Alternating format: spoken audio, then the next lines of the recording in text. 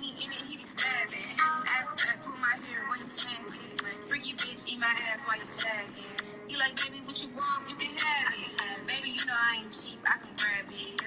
Maybe I'm a buff, put my eggs in one basket. Like it like that, cause you know that I can nasty for real. Pussy tight, face classy for real. He go all night, he gon' need him a pill. Rubbing on my body, say he like how I feel. He love him a fatty, cause he know I keep it real. Pussy on the platter, he'll never miss a meal. Fuck me like a slut, damn baby, let's chill. I heard he want a bad bitch, cause he know that I be spinning and I'm happy. From state to state, bitch, I'm living lavish. Arch my back when he in it, he be What's tea? Hey, Shannon Barbie. Hey, Shine Starla. Hit that thumbs up button on your way in, y'all. How y'all doing tonight? Child Taurus. Hey, baby. Come on in. Yeah.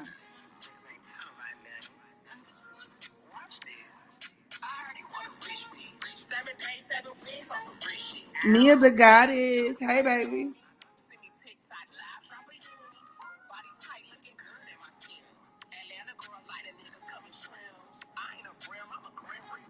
A clean sweeper. Dig deeper. Yeah. uh, uh, uh, uh, uh, uh, uh. I'm not going on a date tonight unless baby come pick me up. I know that's right. Yeah, consistency on YouTube has been insane. This little Aries stellium transit got you working. And why is that in my sixth house? It's my sixth house, baby. Lighten up my sixth house. Like, girl, you better get busy. So, hey, I said I was going to do better in 2026. And the action or the proof is in the pudding, meaning my actions. Because it's too much going on, y'all. It's too much going on. And I want to get into it. So, as y'all can see by the title of today's live, this is another one of those Astro Hot Topic live streams where we essentially just pull up celebrity birth charts. We pop shit, kick shit, all that good stuff. But I really wanted to start off with some confirmations that have recently come to light. And excuse me if my voice is kind of off because I feel like I'm getting sick. Okay? It's something going on like my throat, my nose, throat area, sinuses, all that. So excuse me ahead of time. I might sound crazy. I feel like I need to drop my voice an octave. Like, every man wants a woman. Every man wants a woman. But anywho, there was a confirmation that came to light recently. Okay, so Kevin Gates recently went on Shannon Sharp. Now, like I said, I'm not sure why everybody and their mama is so captivated by Shannon Mumble Mouth Sharp. Okay, that big country bumpkin mush mouth. I don't know why he can't interview, but his show is kind of set up in a way where his guests essentially kind of, if he has an entertaining enough guest, they will make the interview by themselves. If that makes sense. So it's like he doesn't really have to do the probing and asking follow-up questions and blah blah blah blah. It's like he'll have questions, but they'll be stupid, and a lot of times the guest ends up carrying the interview, I guess is what I'm saying. But point is, I said all that to say, Kevin Gates went on there and he ended up confirming quite a few things that I speculated about on my Kevin Gates birth chart reading. Now, if you've been on this channel for a while, if you've been a part of the Astro fam, y'all know I've been doing birth chart readings, celebrity birth chart readings, since well before COVID. But I would say around COVID is when my channel started gaining more traction. And so his chart was one of the charts that I did around that time. This was 2021 at this point. And one of the things that I speculated about was his sexuality. Now he didn't really say nothing to confirm that or not. I don't think not in this Shannon Sharp interview anyway. I didn't heard the man was bi. You know, just people are saying that. You know what I'm saying? But in the interview, he mentioned that he was a survivor of SA. And I literally spoke to this in his reading.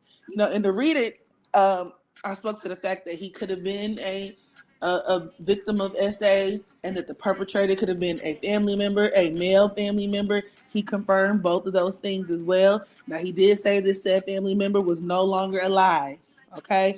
He said this family member is no longer living on the planet, which, I mean, and granted, the obvious illusion was like, oh, did he kill him? Like, I mean, we don't know, right? But what I will say is he has that Scorpio South Node, which, like I said, can bring a lot of karma in close encounters with death. Okay? So, you know, look at that however you want to look at that. So I just thought that was really interesting. Yeah, his Scorpio South Node. I feel like that's what makes him so deviant. You know what I'm saying? That's why he has such a lustful and deviant spirit about him. Where people, you know, it's like he's never gotten any press in regards to like doing anything to anybody per se. But I just feel like he has that very lustful nature that comes along with that Scorpio South Node. He shares that Scorpio South Node with R. Kelly, Trey Songz. So y'all get where we kind of going with this? Yeah, okay. Somebody else who shares that Scorpio South Node would be Lenny Plummer. Lenny Plummer, I think this is his name. The Zeus CEO. And y'all know, you know, people are alleging they over there running some Diddy shit. You know what I'm saying? They got some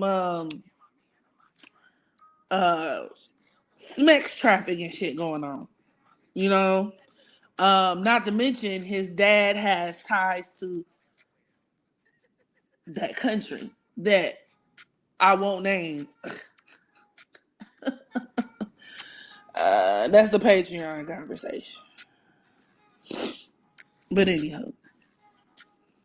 Hey, Raina.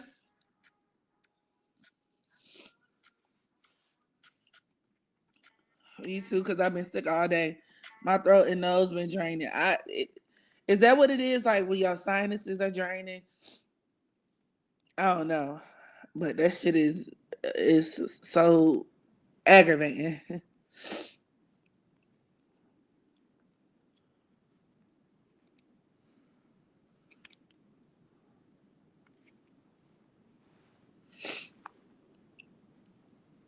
Nothing much tonight. Trying to fight this cold weather.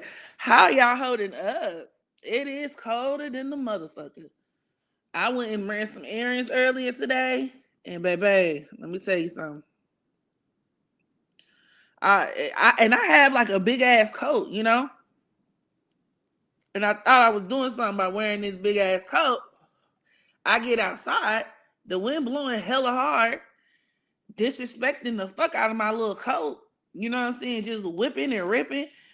And I was like, oh my God, let me go sit my ass down somewhere. This shit, it's one thing for it to snow, because it was snowing today in Atlanta. Anyway, I don't know about wherever y'all at, but it was snowing in Atlanta. And on top of that, like I said, with the wind and shit, it was kind of giving a snowstorm on the slick tip. And I was like, what the fuck? Oh, yeah, no, let me go sit my ass down.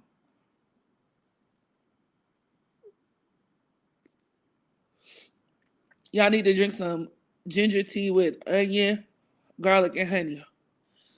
I think I can scrape up some ginger tea. I don't know if I got the onion. Damn, I don't even know if I got the garlic. Look, I got garlic powder. And then I got honey. I do got some ginger tea and honey. That might be what I gotta go do before I lay down. Ugh. And I am one of those girls that clear their throat doing that Noise, y'all know what I'm talking about? I've never heard a man make that noise. It's only women. I ain't never heard a man itch their throat. I mean, I'm not saying it's correlated to gender, but in my observation, I'm not really sure why. I don't ever see a man clearing their throat like that or itching their throat like that. Interesting.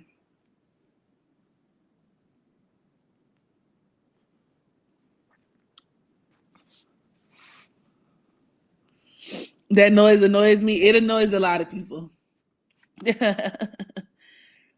You sound like your whole life is congested, and that's because it is.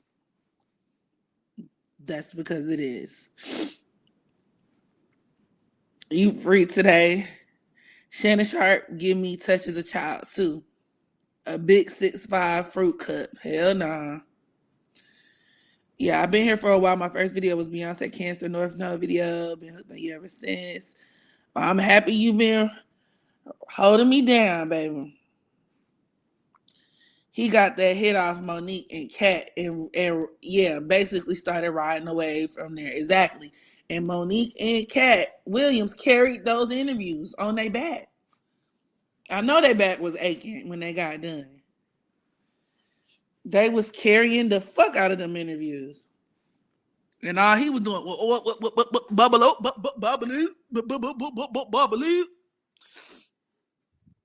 just sounding like a babbling fool. I don't know, y'all. It's something about Shannon Sharp. He another one of those celebrities where it's like I have a parasocial level of hatred and disdain towards this man, even though I do not know him. He has never done nothing to me personally, but he irritates the fuck out of me.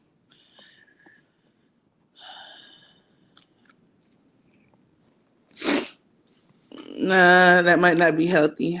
I need to go get some help for that.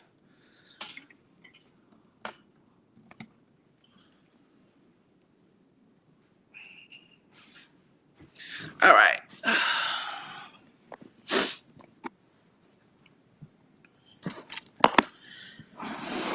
Oh, shit. A field nigga? What is happening? A field nigga is insane. What? I don't even know how to feel about that. That is crazy. A field nigga is in 2026. Calling somebody a field nigga is out of this world. Probably because he a cancer. You know my beef with cancers. Well, I would say like it's eternal, but you know it's not every cancer. It's a specific type of male cancer. A specific type.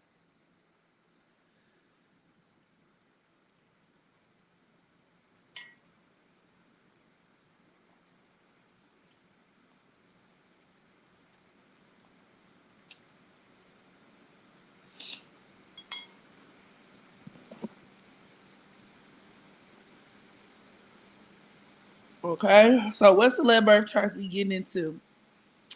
So first, I want to start off with. Hold on. Let's see. So I wanted to touch on. I know this might seem kind of random, but Frank Ocean. Okay, I did a reading on Frank Ocean in the past, but I was just minding my business, scrolling on TikTok the way I do, and there was a video um, that came up, and it was of his brother's car after the car crash. Now, for those of y'all who are not aware, Frank Ocean is a singer, a really big singer from, well, I don't know how he was really big to me because I definitely came from their early 2010s kind of, you know what I mean, like a little generation where you had the Tyler the Creator, all of that Wolfgang crowd. Frank Ocean kind of came up with them, right? And he was making music for a while, beautiful music, might I add. Features, all type of shit. You know what I'm saying? And then at one point, he just went off the map. and stopped releasing music. With one of his more notable albums being what was it? The Orange Channel. Orange Channel, oh, 2012. I was undergrad, VSU. Oh my God. That was the soundtrack to like my sophomore year. And, you know, he made really good music and then he ducked off. We didn't hear from him anymore until maybe like 2016. Then that's when he dropped, what was it, Blind? I think the name of that album was. Then, you know, he threw out a couple of singles and, like I said, you know, did some collabs. But my understanding of what happened was that his brother actually died in a car accident a few years back. And then after his brother died, he kind of swore that he would never do music again, type shit. I don't know if that's actually what happened, but like that was the lore behind it, you know. And it's very evident that like his brother's passing was extremely detrimental, you know, when it comes to like his desire to even put out music and be creative and whatever. Frank Ocean, music supremacy, absolutely. Pyramids. And then it was like I love how he essentially had two songs in one. Him and a lot of those like contemporary, I don't know what you would categorize the genre as, like that R&B rap, contemporary, alternative kind of whatever the fuck. But like they do this thing where they'll have these really long songs and the way that they arrange the music is so beautiful because it'll be like the song start off one way and then in the middle of the song, you'll get like the instruments change, the beat change, the tempo change, and then they hit you with something else. Like it's crazy. Now that I think about it, Kendrick Lamar make his music like that too. It's like one big ride. Like we going on a ride. I don't know where we gonna end up, but we vibing. Like that's how I look at it. So yeah, definitely Frank Ocean is, even if he never steps foot in the studio ever again in his life, like I feel like he cemented a legacy with the music and the catalog that he does have out. Like it's unmatched. And I'm more so even speaking to like his mixtape days because that's when I got put on the Frank Ocean when he was still going by Johnny Bro. He went by like a alias for a while where he would put out music under an alias. I think it was Johnny Bro. Johnny, I think it was Johnny Bro. And he had that song, Are You Ready? Or Are You Ready? Off of the Johnny Bro mixtape. Oh my God. And then he had the other mixtape with I think that was the one with, was that the one with Novocaine on it? But Love Crime. It was just he's just mm-mm-mm. Beautiful. Beautiful mind. A beautiful mind. I miss that Miguel and Frank Ocean era. Me too. Hey, Linda McCoy. I'm happy you love it. I'm here to give it, baby. I'm here to give it, sugar. My history teacher, male cancer. Cancers can be drawn towards history, just like their sister sign, Capricorn. That's interesting. Um. So okay, but I said all that to say, right? I was kind of intrigued by the, you know, just that whole like the lore surrounding Frank Ocean and how he ended up, you know, essentially quitting music or going MIA supposedly. And I wanted to pull up his birth chart to really touch on, you know, the whole aspect of like his brother passing and stuff like that. Because when I went back and I took a look at it, he had a lot of different indicators that would absolutely coincide with what he's experiencing currently. So I'm gonna go and I'm gonna share my screen.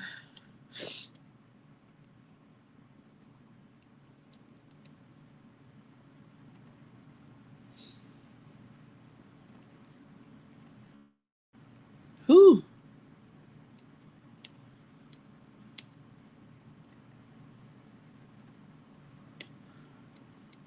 But yeah. So I'm just like, I don't know. What do y'all think? Would y'all want him to make some more music? Or are you good? Shop window. I'm just pulling it up. Bear with me, guys. Just a second. Just a second.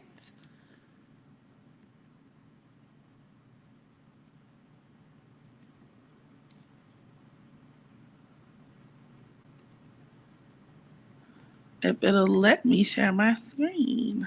I feel like I'm at work trying to share my screen. Lord have mercy.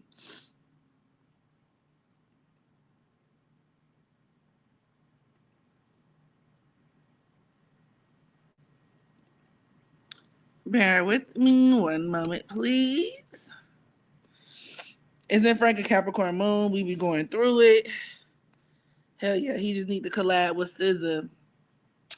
I don't know, y'all. This might not be like popular opinion, but I feel like I'm outgrowing SZA a little bit. Just a little bit. Just a little bit.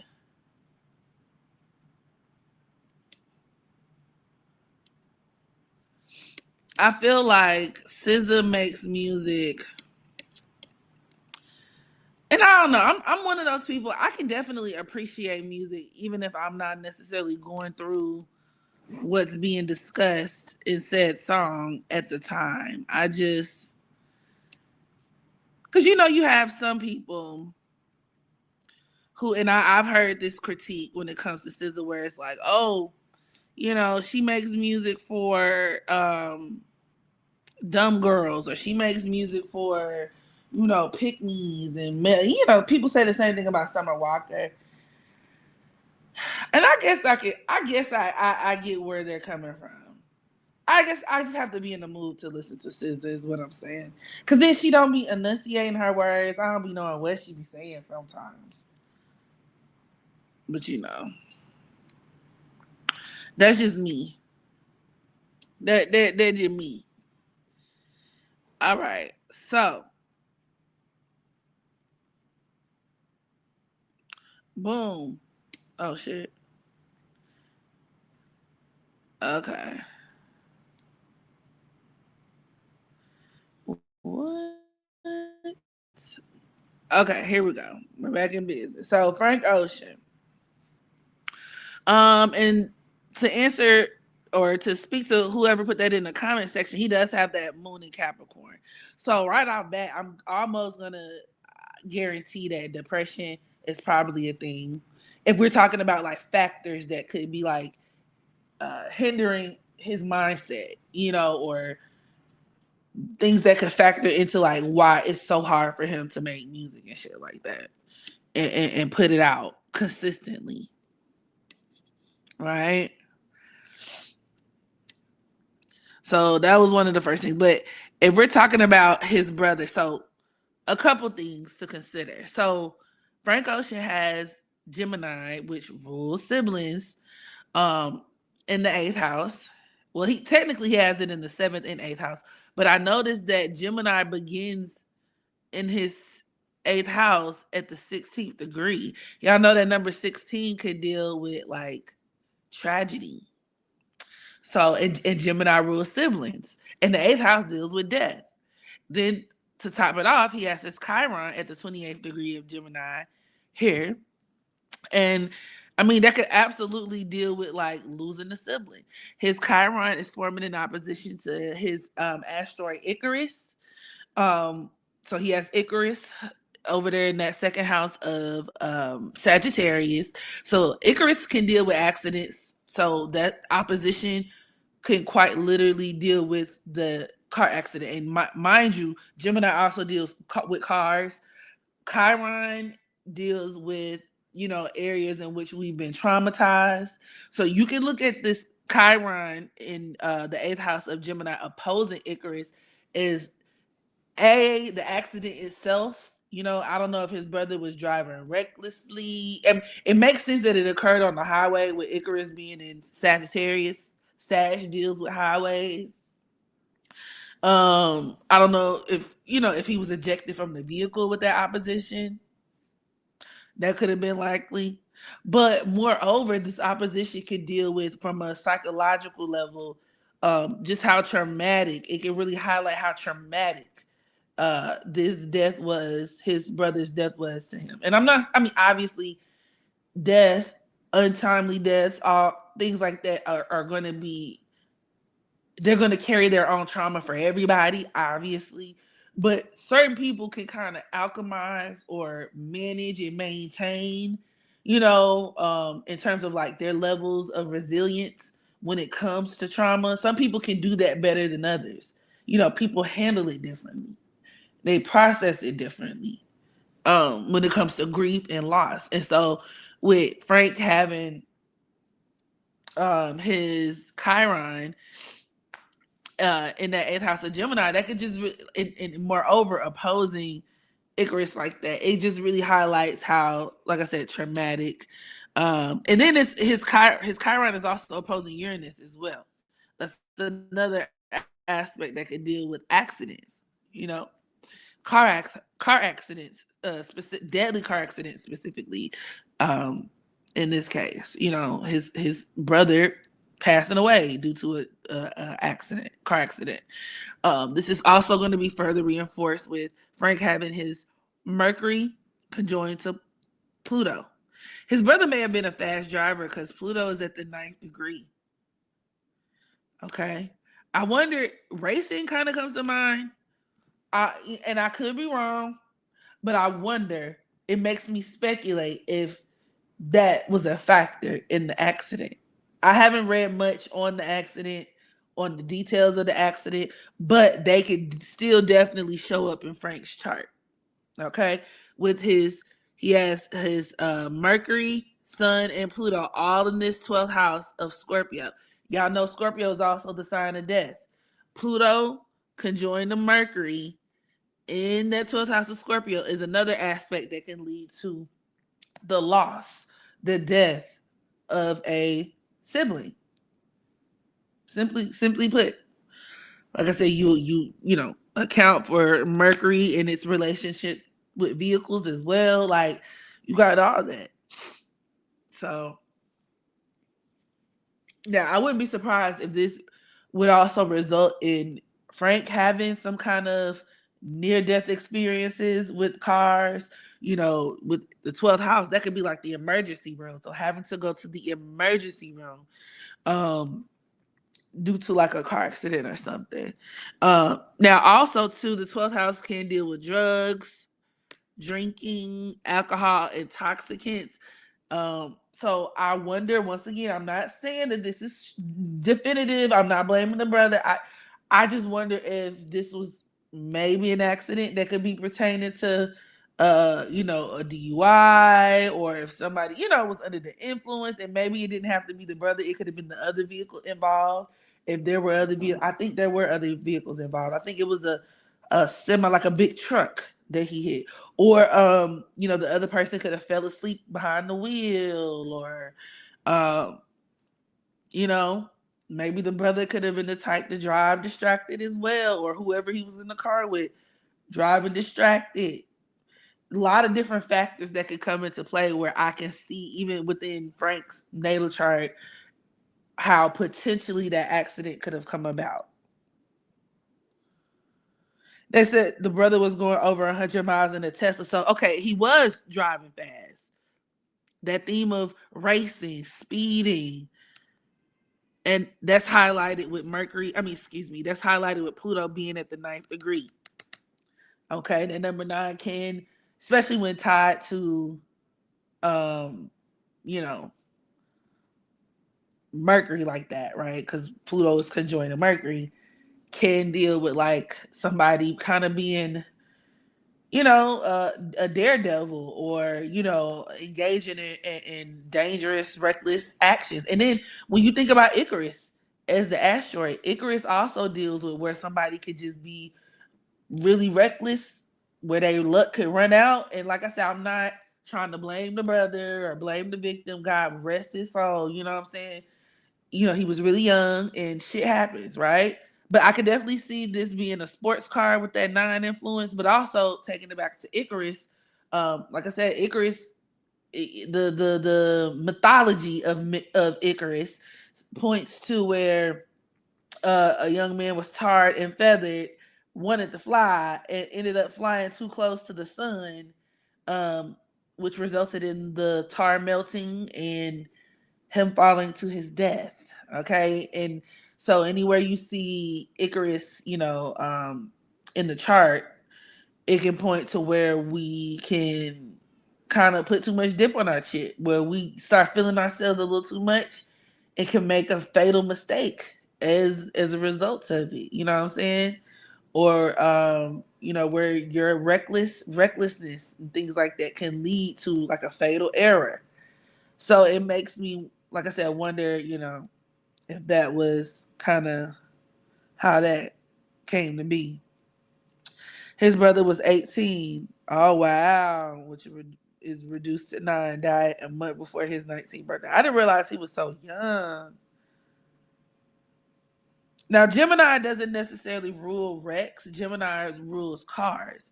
But with Chiron in Gemini in opposition to Uranus, that Uranus and Sagittarius, that could be a wreck.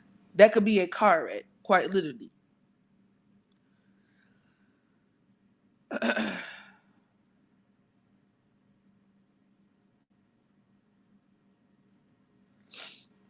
And third being sibling. My brother also passed from a car crash, but we never got along, so it was regular for me. I was sad that my mama was sad, but not because he passed. Damn. Thank you for the super chat, November Nicole. You are such a knowledgeable Sag. Thank you. Thank you. Thank you much. But you know, hey, Angel of Power Beauty Night. Good night. But yeah, so I thought that was really interesting. So you could see just in his chart where his brother's death is a major factor, and his Chiron, right? That Chiron in the eighth house of Gemini is squaring his north node. He has his nodes at the Aries point, okay, at the 0 degree. He has his north node at the 0 degree of Aries. And so this square could indicate where, like, basically this loss or this trauma is actually a major part. Once again, that could definitely hinder him moving forward in his career. And as an Aries North node, it's very imperative that you're like, action driven. You don't really sit on stuff for too long. That you're somebody who's making moves, doing the things that you need to do, even if you have to do it independently. But with his Chiron squaring that North Node, that's him having a hard time. Excuse me, sorry. That's him having a hard time, kind of coping. Almost to where this, I wouldn't even be surprised if this kind of like triggered like an identity crisis. You know what I mean? Like when, for some people, like when certain things happen, it triggers like, it's like, who am I type shit. You undergo something so traumatic that it really has you questioning life, has you questioning yourself, you know.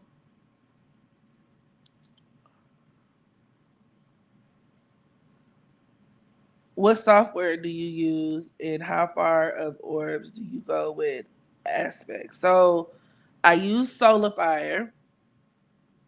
Okay.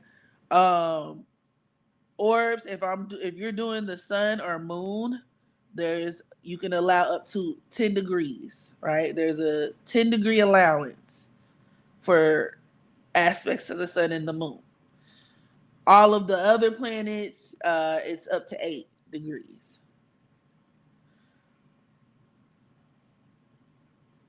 So let's see. Now, if we're talking asteroids, I only allow up to 1 degree. Okay. So let's see what else. feel like my shit running a little slow. I don't like that. Maybe I got too much stuff open. Oh.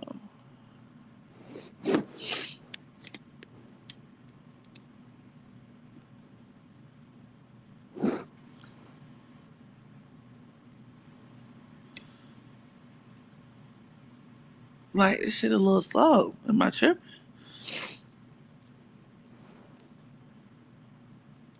But I do like the fact that he has his Mercury sextile in Neptune. Now that could have dealt with, him just being really close to his brother. Him having a lot of fond memories, pictures, even intuitively, I get him like looking at a lot of their old pictures, and because the second house can deal with like what we hoard and what we collect. He might be the type to collect, old photos, old stuff that belongs to his brother, like, you know what I mean. But also, I could see Frank kind of getting into like the paranormal. And y'all know Scorpio is the sign of death in mediumship.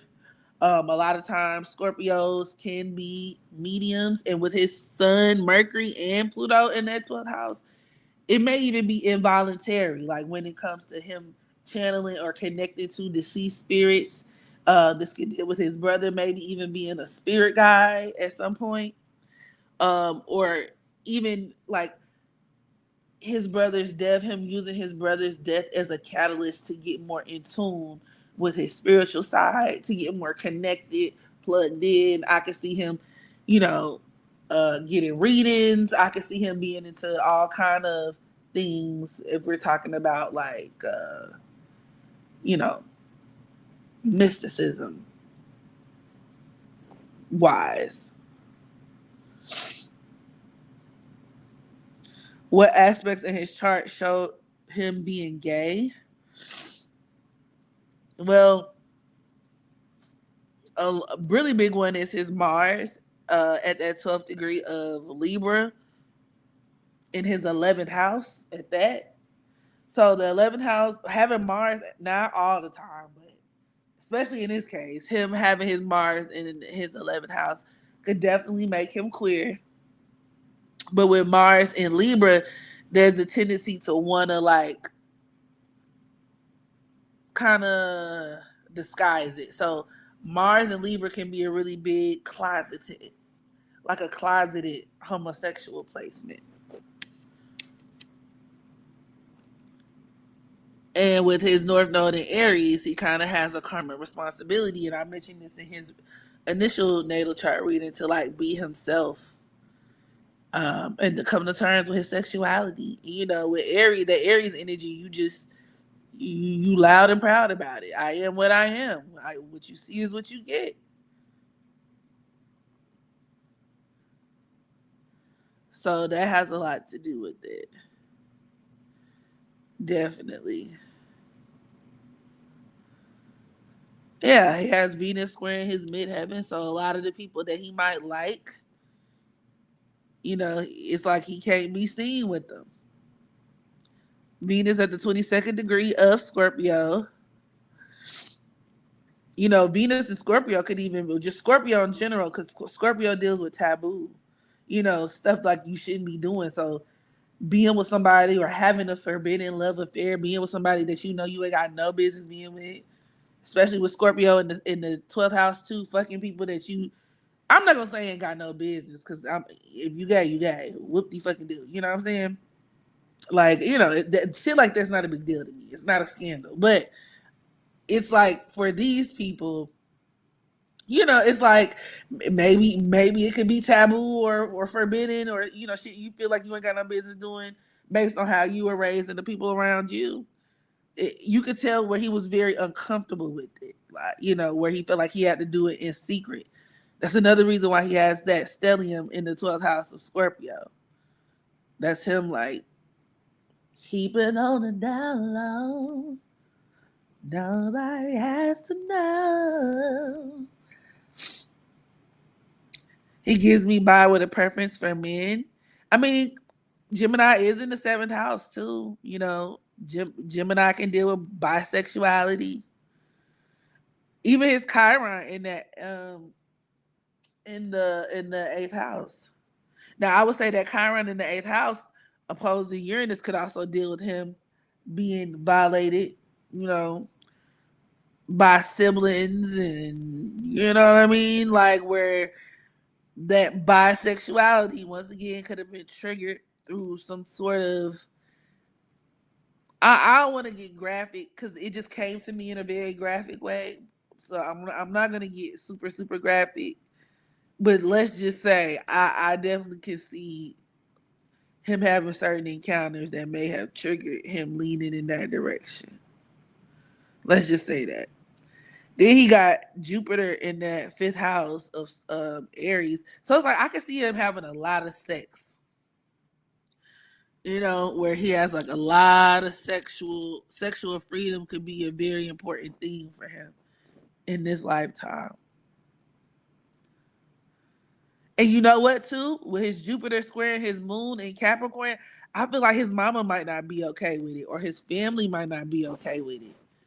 You know, the moon in Capricorn is like, you know, your family could really pride themselves on their reputation. But you know, he also has Saturn in that second house of um Sag. So I wonder if he comes from a religious family. His family could be religious. And you know that a lot of times that's where a lot of people end up what's the word I'm looking for? Like depriving themselves of like what they really want to do and living the life they want to live out loud when religion is involved. Where you don't have it's removing that freedom. Or where you could just be really hard on yourself, his family really hard on him. But I feel like there's some I feel like his mama wouldn't be happy with it. Or maybe she don't like it.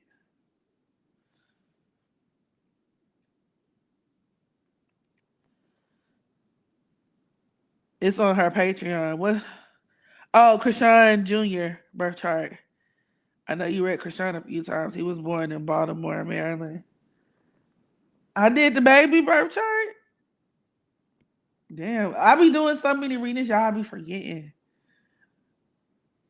I might do a revisited for the baby though, cause yeah, it's some shit I want to get into, cause you know he allegedly Junior has a lot of health issues allegedly, and a lot of these things we can definitely see within his chart. You know the ways that Krishan has neglected him, and I was just always kind of curious about his quality of life and getting into his chart. So yeah, I could definitely revisit that. I don't know if I'll revisit it tonight, but I could definitely revisit it though. Me having you got Gemini in the I got Gemini in the eighth house, and I ain't gay, but I would let a woman eat it. Lord have mercy. I guess I'm not a good example because I'm bisexual and I have Gemini in the eighth house. But that's not to say everybody with Gemini in the eighth house is going to be bisexual. You also have to look at other factors.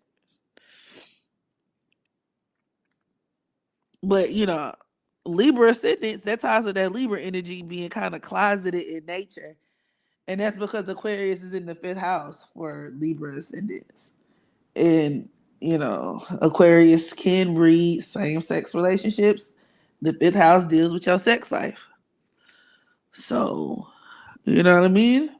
Not what I mean? So, there's that.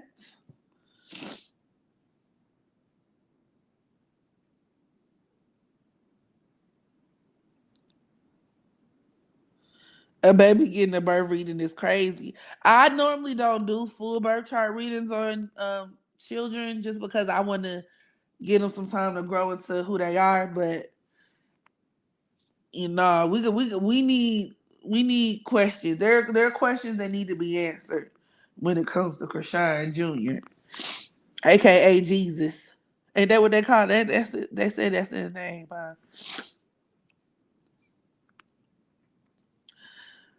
OMG, that's an ugly synastry between the mother and her child. I noticed he was an Aquarius rising. He was literally born on IG Live, yeah, especially if that's on her South Node. And, Krishan do everything for the internet. That actually makes sense in terms of him being a clout baby. I'm, that sounds so bad when I said that just like that, but that's kind of what it's given. Like he was a clout baby. Because that's how she treats him. I'm interested in how Krishan is represented in his chart. And even blue. Blue. I'll be checking out the Patreon. Okay. Definitely. Definitely.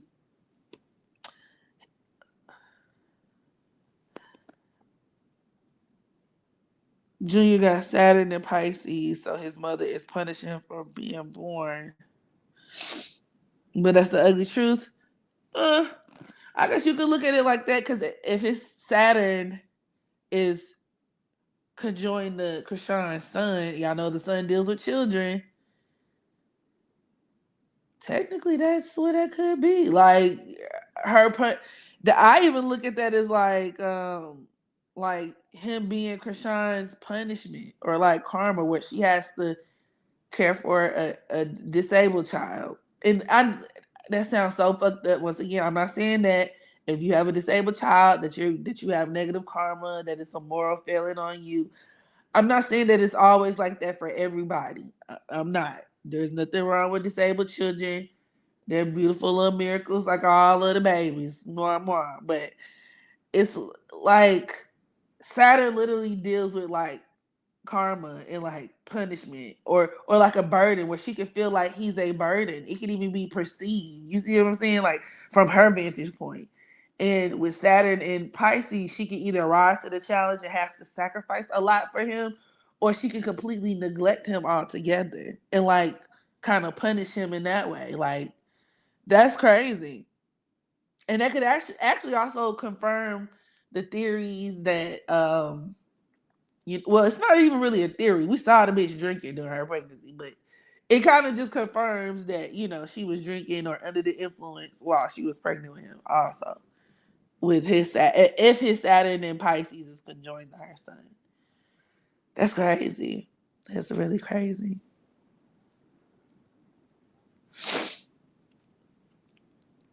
Laughing to keep from crying, or where she could look at him like a doll, like he's not like he's an inanimate object. She doesn't treat him like a real person. I feel like he won't be here for a long time, years to come, due to her neglect. Lord have mercy. Could his son in the seventh house represent his father being a ladies' man or a father who's in relationships? Definitely a father maybe who could be, you know, married or something. But I would have to go back and take a deeper look into it. The seventh house is very public facing, so that could deal with a lot of people knowing who his father is. You think Ronnie is his real dad? Could be. Probably. He don't. He look. I can see where he looked like that man. Razor and Super Set. Okay, like a synastry on them. I can. I feel like that might be a Patreon. I feel like she's counting on him not lasting long. That's why she don't give a fuck. Damn. You know who do a good job with the special kids? Alexis Scott. Yeah, she made the best out of that situation. Definitely, I would argue she definitely made the best out of that. Because the truth of the matter is, when you're having kids, y'all, there's a reason why the fifth house rules children, but it also rules risk. It rules gambling. Like having children is a gamble, and I know it's not popular to say. It's not popular for mothers to say. Society look at you like you a wild monster, a wild beast from the pits of hell. But the truth of the matter is, having children is a gamble. There is no guarantee you're going to have the best or the most ideal scenario. Children die. Some people have children that grow up and turn into psychopaths, murderers. Like Some people have kids who are disabled and you have to take care of them for the rest of your life. Some people have kids where they end up not having a good relationship. Like, and yes, there are things you can do as a parent to, circumvent the worst from happening and to, increase the likelihood of a positive outcome. But based on what's going on in your chart, that can really set the tone. It can set the tone very much. Like, for what kind of hand you gonna be dealt. Because some things are just out of your control. So I'm not saying that every parent who has a disabled child, because we watch Krishan smoke, drink, fight, jump in hot tubs, do this, that. I mean, this girl, I don't even think she took prenatal vitamins. So it's like, although we're not doctors, we don't have the pedigree to say definitively that he's handicapped because of her. The odds. She definitely didn't, put the odds in her favor. But you have some people who do everything the right way, and it just is what it is. That's why it's a gamble.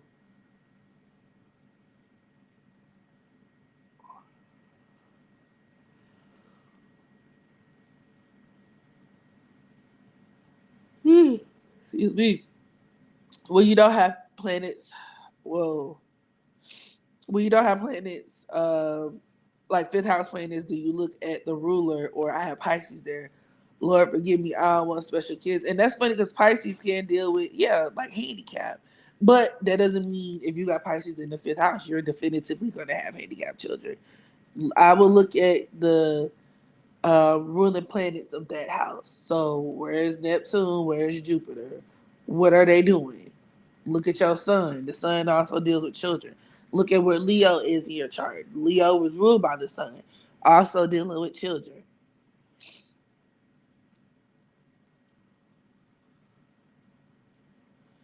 This is why I don't have kids. Mars and Pisces. Luckily, my children are healthy. That's wonderful. You said you have your fifth house, Leo moon. Definitely resonate. But Chiron and Juno conjoin. Committed relationships with me are always a risk because my baby daddy always change after having the children. Mm.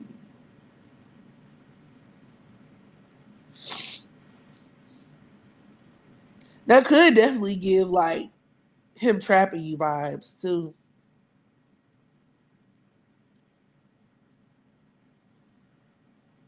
Or where like if the children are a big issue in the relationship, like a big point of contention. Meaning like, he one of those niggas where it's like you weren't giving me enough attention. All the attention you were giving me, you were giving to the baby type shit. After the baby got here. Now he acting funny. That could be a part of that too.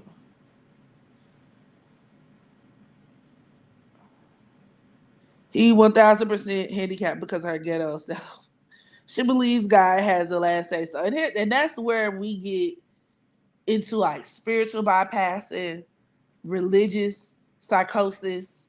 You know what I'm saying? And technically, as an astrologer, tarot reader, I know I'm a part of like the spiritual community, so to speak, in terms of like the online community.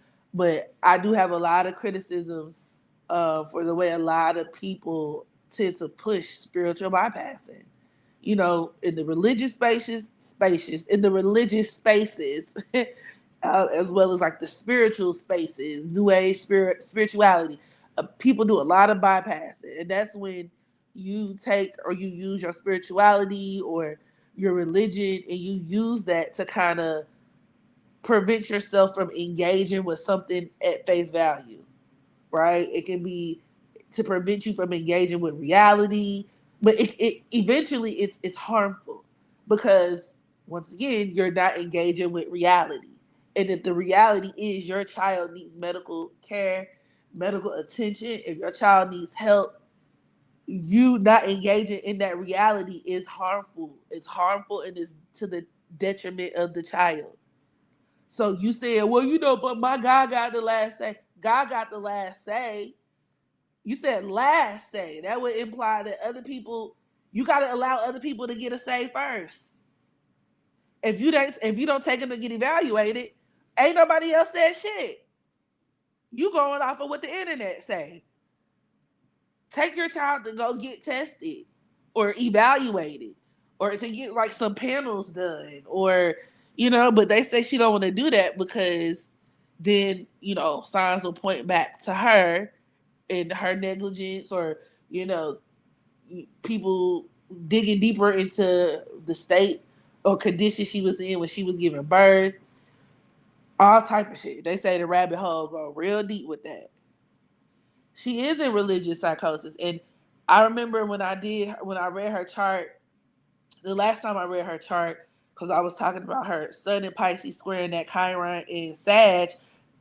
It was after the live stream was over. I read a comment and I didn't see it during the live because I wanted to respond.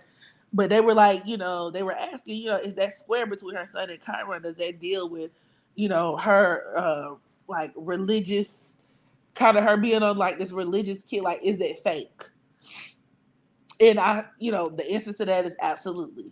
Like her being this newfound born again Christian, da da da. Like, Chiron can deal with where something is fake, where something is phony, where something is not what it seems to be. So she got Chiron to Sagittarius.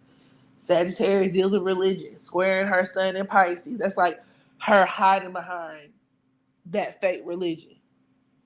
Her using that, like, as an excuse to quite literally neglect her son. The lower octave of Pisces is neglect. I'm not saying all Pisces sons are neglectful when it comes to their kids, but the lower octave of Pisces can be neglect. So unevolved Pisces can absolutely be some of the most neglectful parents you've ever seen in your life. Absolutely. Why is she so masculine? She has a Leo North Node. Leo is a very masculine sign, and then she has Mars in Aries. Mars is your persona. So her being a real good fighter, her being super athletic, her acting like a nigga. A lot of women with prominent Aries energy can come off like that. Very masculine, very mannish, lacking coof, picking their noses, burping, farting, how she chew with her mouth open.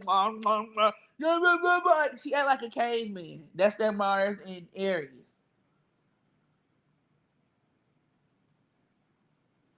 Oh, I got a synastry reading. I actually, so like I'll pull up charts, I'll write things down just to have my notes together, especially when it's real juicy and I want to make sure I hit all points.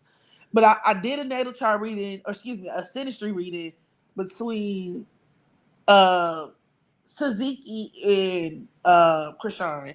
That's another one that I'm working on. I'm working on recording it. I'm gonna post it to Patreon. So if you haven't already subscribed to my Patreon, baby, go ahead and do what you gotta do. I don't know what you ain't know, cause I definitely get into a lot of exclusive content over there.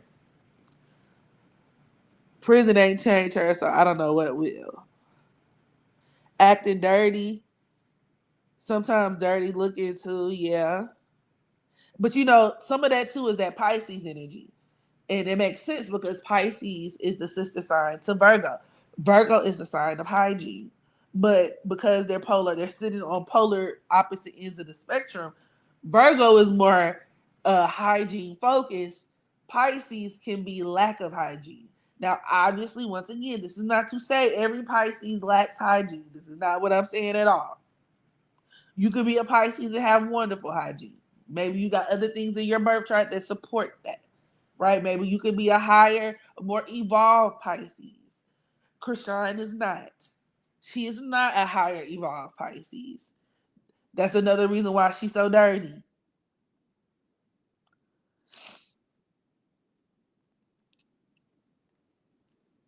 So when they say stuff about her being stanky, even when she was on Baddies, when she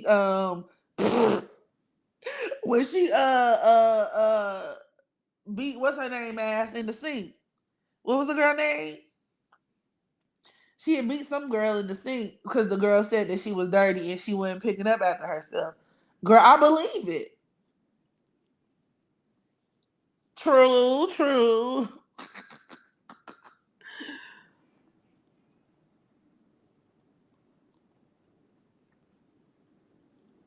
She can't watch it because and that's another manifestation of Pisces too, homelessness. Obviously, once again, not for every single Pisces, but especially if other things in the chart kind of factor in, homelessness is definitely a big Pisces, like a lower manifestation of Pisces, dark sided Pisces, so to speak, energy. Persuasion. I knew it started with a P. I was going to say pleasure. Yeah, I knew it started with a P, but she beat that girl ass so bad for telling the truth.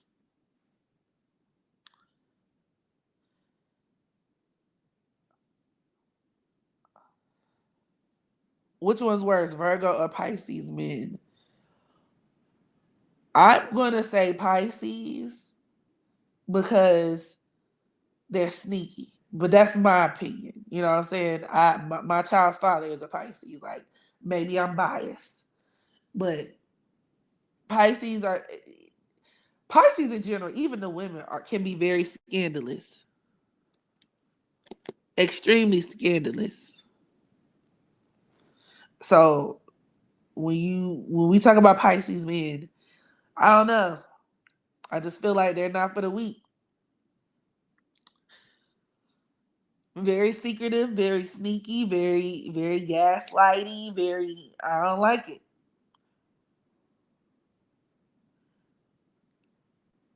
And well, I'm not even gonna go there. Meg, we have opposite moon signs, same sun and rising now. Who, you and Krishan?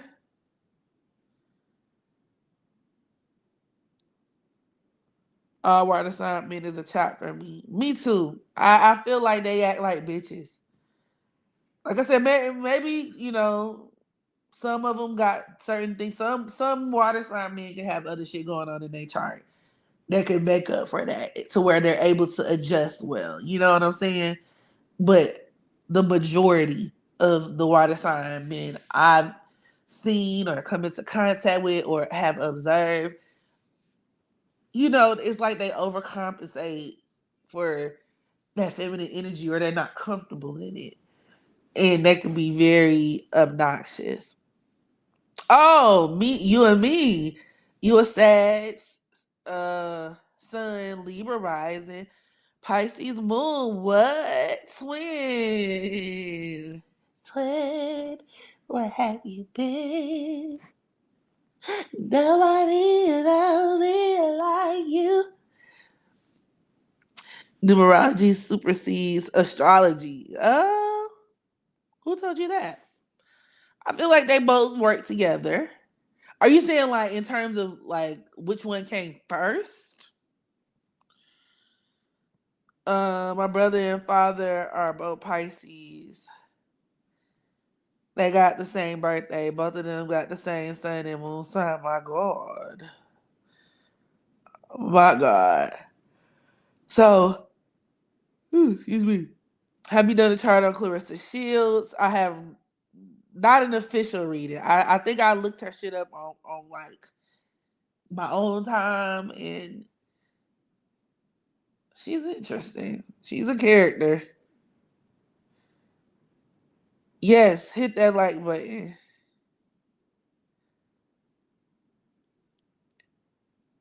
Papoose upstairs. No, I mean numerology is highly accurate. Okay, got it. Copy, copy. Was with the Pisces man. Ooh, and you a Gemini? That Gemini on Pisces shit sounds like a bad idea. It's giving Remy Ma and Papoose. And the Gemini usually always ends up exposing the Pisces. Like, it never fails. I actually went to school with a couple. It was this boy named Randall. Shout out to Randall. He was a Gemini, and he used to date this girl that I was cool with named Khalifa, who was a Pisces. Come to find out, Khalifa was cheating on his ass left, right, and center. Whole relationship. And me and Randall had got cool. And so I remember him telling me after the fact, like all the shit that Khalifa was doing. I'm like, yeah, them Geminis, they gonna tell it. Pisces is sneaky, and them Geminis is finna put your ass on Front Street. Same way Remy Ma was like, look, y'all think Papoose is this man of the year, bruh. This nigga is not what y'all think he is.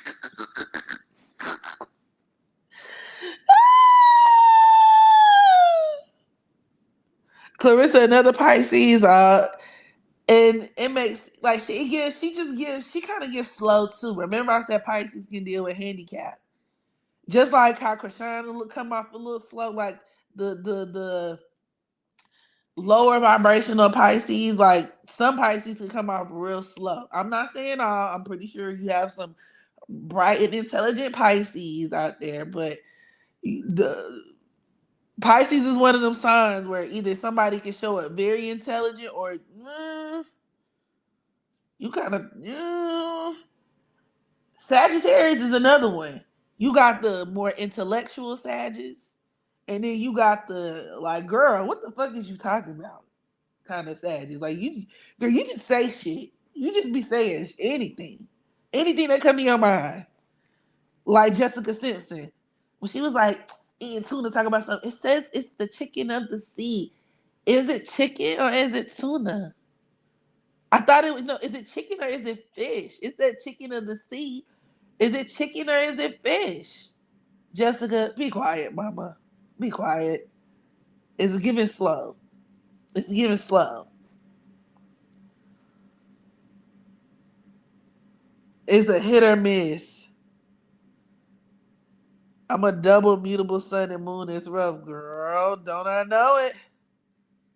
Don't I know it? Especially with this transit, transit in North Node and Pisces and all that.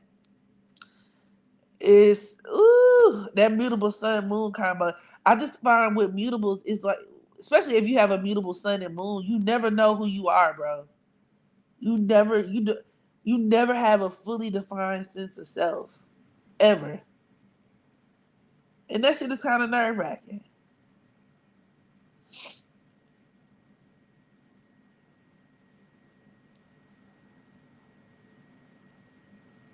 Krishan is a bird. I agree. One life path. Like Kanye, he don't know if he coming or going. That's very mutable sun moon. Like I'm not even gonna lie. A lot of times we don't know whether we coming or going. And me too. Sometimes I don't know. I don't know. You just gotta. It depends on what day. It depends on what day. And I'm just honest. I can be honest about mine. You know what I'm saying? I can be honest about the fact that sometimes I don't know when I'm coming or going. Nicki Minaj, she got the same sun moon as me. She's a Sag Sun Virgo moon, just like me, girl. Coming, going, who knows? And actually, I take that back. I think she knows. It's just, you know, she on her Capricorn sellout shit with that Capricorn South Node, Mars and Capricorn squaring Pluto, her being the villain, her leaning into being the villain, aligning herself with shit. I actually want to do a synastry reading on her and Donald Trump too. Y'all don't let me forget that. That would be another good synastry reading to do. At least you self aware. Hey, that's my Virgo moon. My Virgo moon and my Sag Sun be fighting for dominance. So that's how I know for a fact. Like Nikki be aware of the shit she do. You know, it's like specifically with the Sun and Sag and Moon and Virgo. It's like we be doing fuck shit, but we be knowing we doing fuck shit. You know what I'm saying? But you still do it anyway. You just, very self aware, self reflective. I can pinpoint why I did the fuck shit, but I just, you know, it just be like that. Nikki don't give a fuck. Nikki give a lot of a fuck. I'm telling you. She cares. Trust me, she does. It's just she's prioritizing something different. Like, that Capricorn energy is very ruthless. Like, she has her eyes set on what she feels like is going to help get her to where she wants to go in the long run. And she's willing to throw anybody, anything, whether it's her fans, whether it's whatever, like under the bus to get what she wants. Point blank, period. And the fact that she's like caught on this whole religious act, that's so Sagittarius. Like, oh, and I'm not saying she's not, but I'm just saying like, ugh, that's the side of Sagittarius that even with me being a Sag, that shit gets on my nerves actually. But my Sag son is kind of doing a lot of shit that keeps me from being like that, you know. But yeah, a lot of Sagittarius can be very like holy roller types.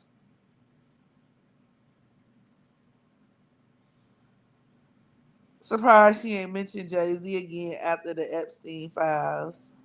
That's her destiny to be the bad guy, even though she don't want to be. Actually, that's not her destiny. Her destiny with Cancer on the North Node is to learn how to overcome that shit.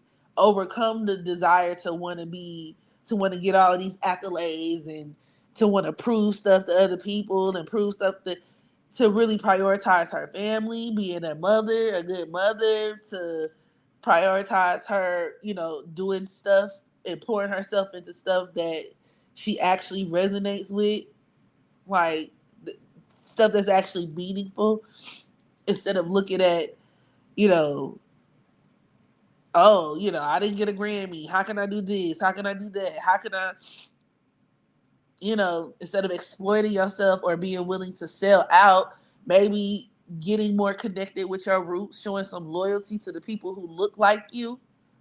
Yeah, that's her destiny. I would argue she's not doing that. She's living in her Capricorn South Node.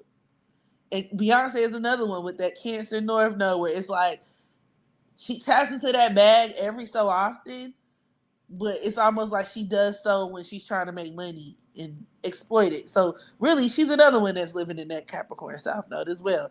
Nicki, and that's why there are a lot of comparisons that one can draw between Nicki and Beyonce. And the irony is that their fandom or their standoms are equally as like delusional when it comes to certain stuff, equally as selective when it comes to like, holding them accountable for shit. They are actually very similar energetically.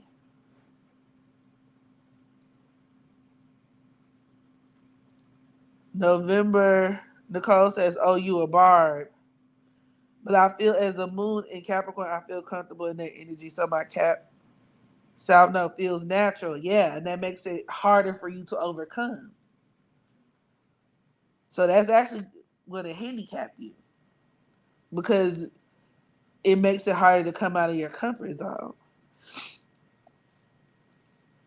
But will she overcome it with her trying to pardon her husband and her pedo brother?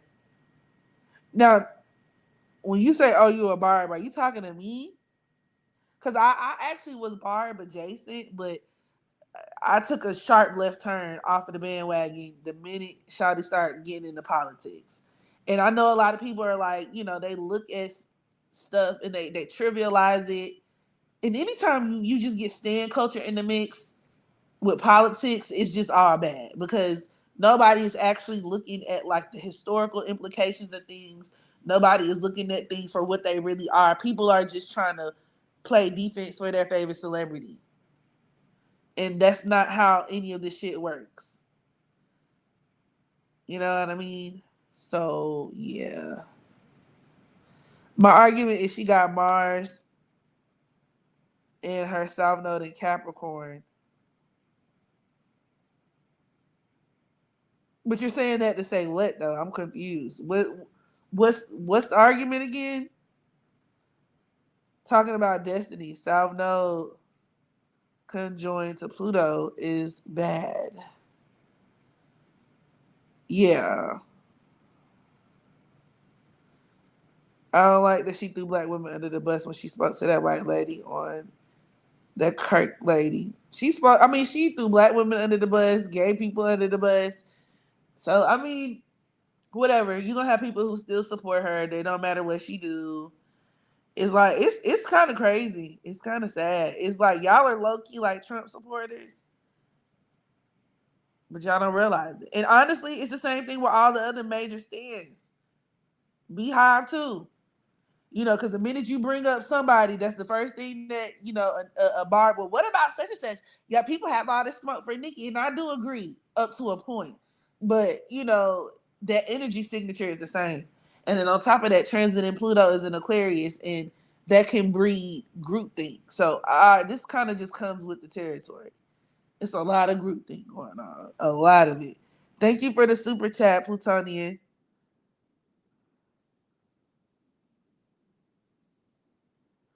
I don't understand what you're asking. Aries transiting Neptune conjoined to natal. I'm confused. I'm kind of confused with how you asked it. I'm confusion. Could you clear it up for me? Sure. Cause I told you sometimes I don't know whether I'm coming or going. I don't know what that means. Like I feel like I'm having a stroke trying to read that. I'm curious about fame placement. Is that like a strictly 10th house thing? Because both her and Beyonce are extremely famous. It's not strictly a 10th house thing. Um some other like I guess common placements when we talk about like fame or popularity could be like the 5th house as well. Leo placements. Um for some Pisces. It just depends.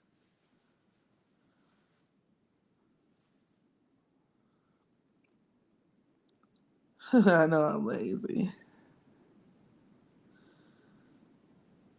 First time here, do we drop you can drop a suggestion. But basically I already have my lineup, in terms of celebs that I intend on going over. And then, if you got suggestions, drop it in the comments and we just, we vibing. But I'm about to move on to the next celebrity. Speaking of, well, I meant to segue earlier when we were talking about, um, mediumship. Frank Ocean kind of, getting into esoterics and stuff like that.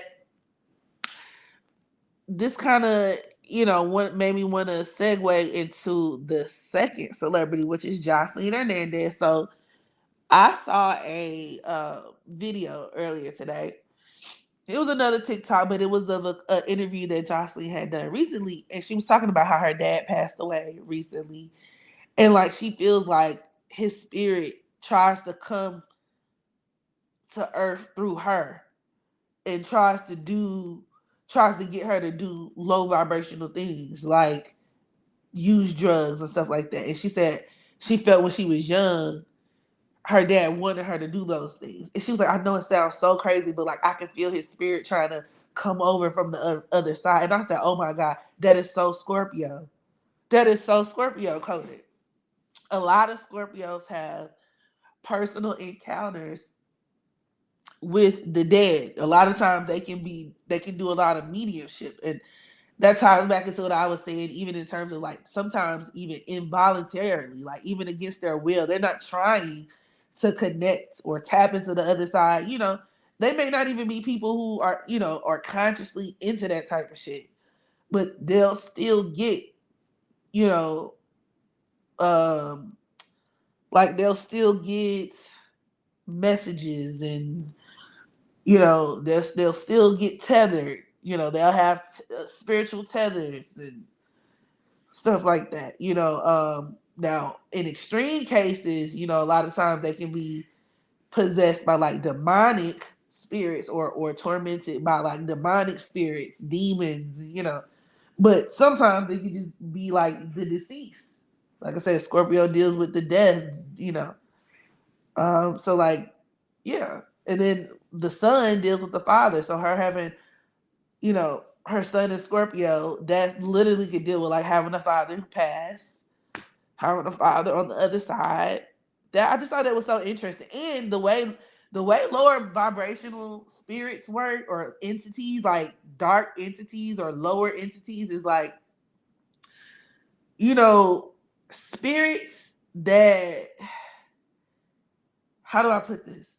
So like when it comes to like things like smoke and drink and having a lot of sex and stuff like that, things that can be deemed as like lower vibrational, where you're living in your lower nature, you attract lower vibrational spirits. And a lot of these lower vibrational spirits are people who have passed on, but spiritually they haven't been able to kind of, they've been bound and tethered to the earthly realm through their attachments to low vibrational shit. If that makes sense. That's the best way I can describe it. Like, you know, and these are things that can keep spirits trapped on earth, or it can keep spirits around people who are doing familiar things. Like if a dead person used to be into drinking a lot and you are somebody who drinks a lot and you knew that person, a lot of times when you're engaging in that behavior, maybe that person can energetically still be tethered to you, or draw that energy, that deceased spirit. You can be involuntarily channeling that spirit because you're opening that portal, because that person wants to stay here. Their energy wants to stay here through. Do y'all get what I'm saying? Am I talking too crazy? Are you picking up what I'm putting down? And so that's kind of what it reminded me of. I thought that was so interesting.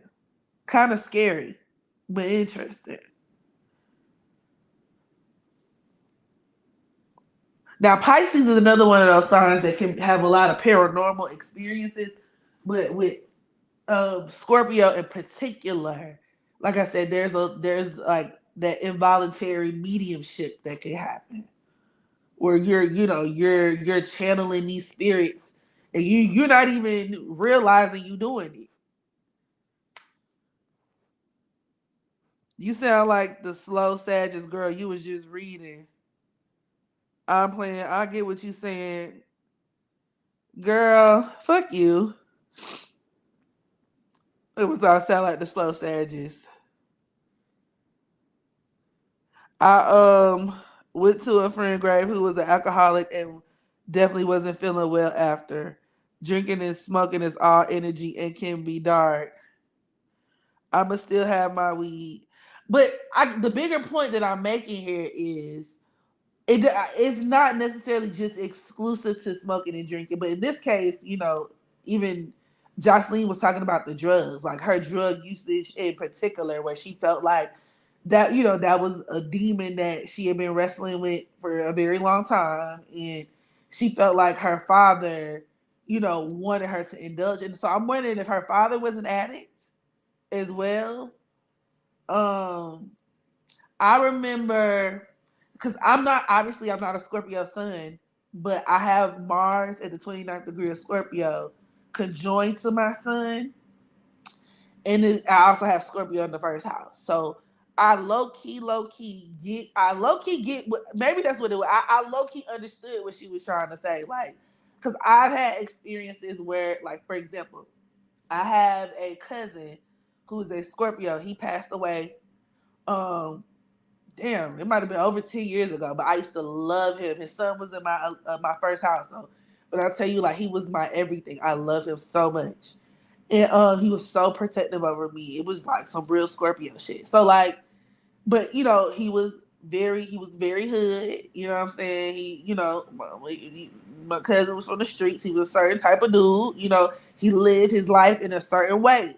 You know what I'm saying? That's partially some of the reason why he ended up getting killed. But I remember drinking one night. Was it drinking? Was I drinking or smoking? I was doing one of the two. And I remember his spirit kind of washed over me. Like, and I knew it because it's not like I was thinking about him before. I wasn't thinking about him like, and you know the difference when you're channeling, because it's not like it's a difference between you having a regular train of thought that you're observing, like, oh, your mind is going places, you thinking about this first, you thinking about that. It was like it was so random. I'm smoking, I'm drinking, shit that I knew my cousin would normally do, and then like he comes to my mind. You know what I'm saying? So it's almost like an energy of like, damn, like I wish I was human. I wish I could still be. I wish damn, I want to hit that. I want to drink that. Like I know it sounds so crazy. It's just one of those things where if you know, you know. If you know, you know.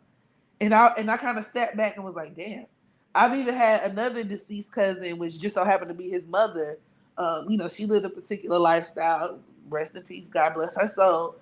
But she was a smoker and a drinker. And I remember she came to me and she told me it was a certain type of cigarette that she wanted. Like she literally like I channeled her energy and she would tell me what she wanted. Like it's given like I'm on the other side still craving human stuff. I'm still craving stuff that made me feel human and that connected me to the physical realm, which a lot of times is low vibrational shit. I know it sounds crazy. I'm not crazy. Maybe just a little bit. But like I said, it was something about that Jocelyn interview. It just struck a chord with me because I'm like, girl, I get exactly what you're saying. Some people might look at that shit and be like, y'all crazy as fuck. Well, I don't know what the fuck you talking about. But it's that Scorpio energy, like it's that like where you're channeling and it's like something that you can't describe because you know the difference between your brain just thinking about regular shit and then shit being you know hijacked. Like you know when your thoughts belong to you versus when they don't. You know when your emotions belong to you versus when they don't. Or at least I do.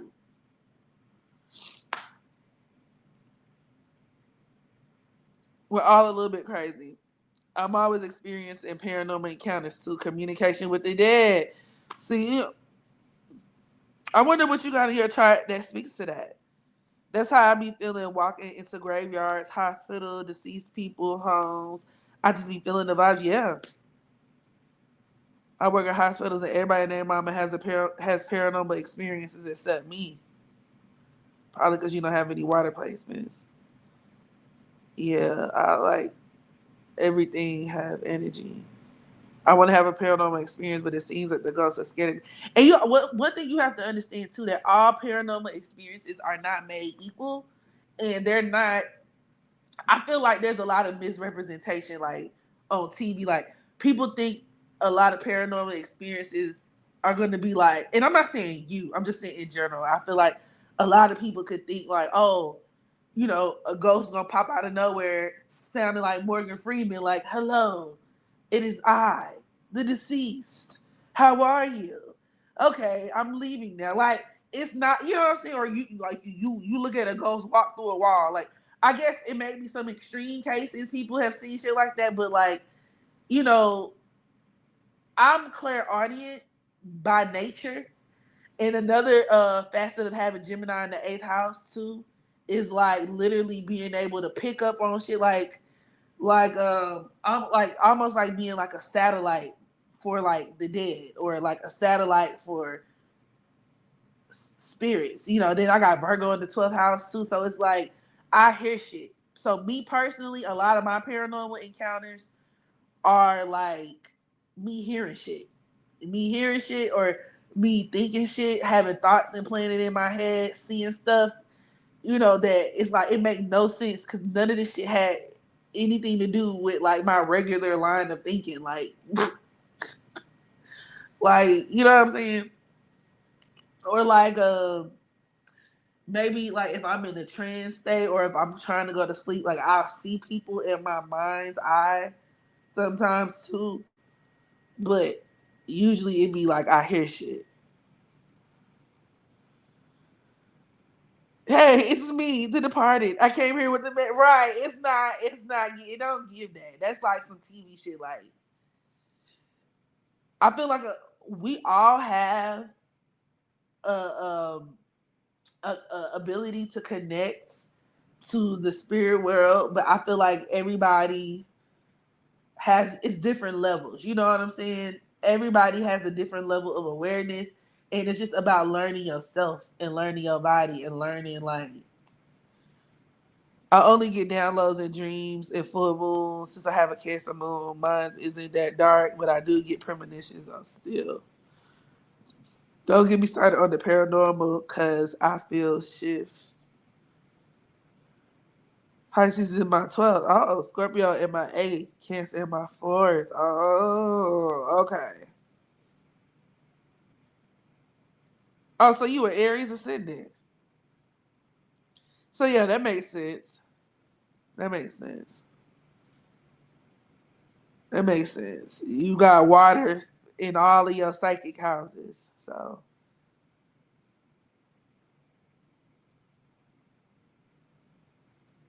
then all of your personal planets in cancers. I see why ghosts like you.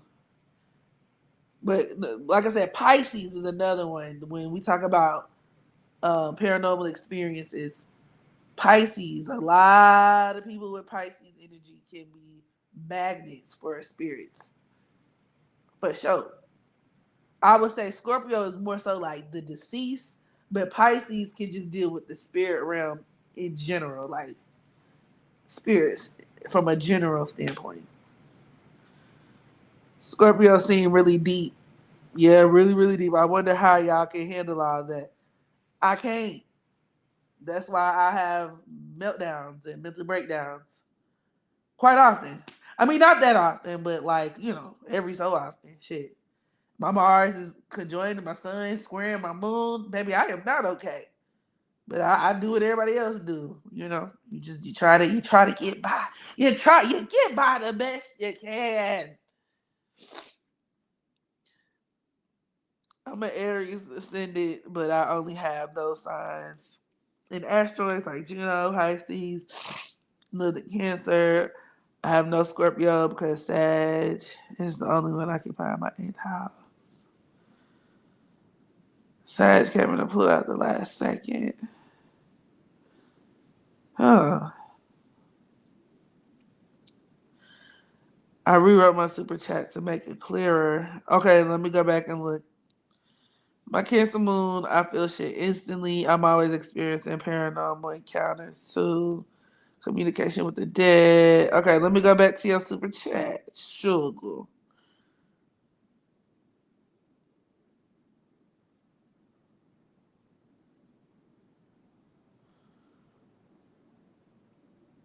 So you're saying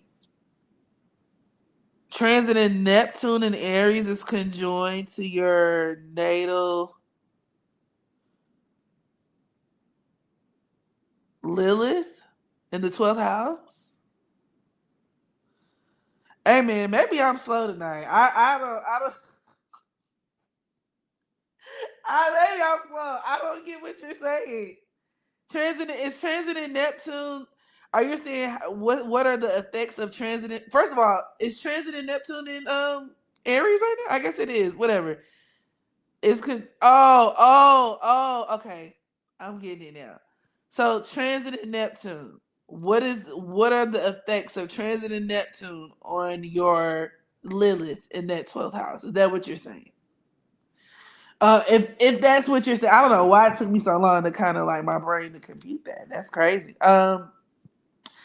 I would say, I guess in terms of like how this transit can impact you, because Lilith can deal with, which is not to be mistaken with Black Moon Lilith, but like Lilith can deal with obviously like our darker side, our darker persona where we're looking to free up our inhibitions, um, or it can deal with like infidelity, things of that nature. So I mean, with it being conjoined to your Lilith in the 12th house, this could deal with like if you are in a relationship. Well, I'm not saying your partner would be cheating on you during this time, but I would just say, you get what I'm saying. This could also even deal with where there could be a tendency to sabotage relationships during this time, or you might want to think about the way in which you're using, um, what's the word? Kind of like how somebody uses or keeps a lot of secrets and kind of weaponizes that in their relationships with people. So be mindful of shit like that. Or if that's not nothing that you do, be mindful of encountering relationships or encountering dynamics where that can be done to you, where you can be on the receiving end of these things.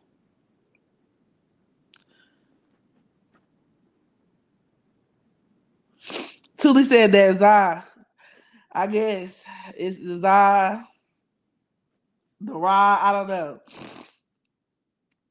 What's your thoughts on Capricorn rising, Neptune in the first house? Um,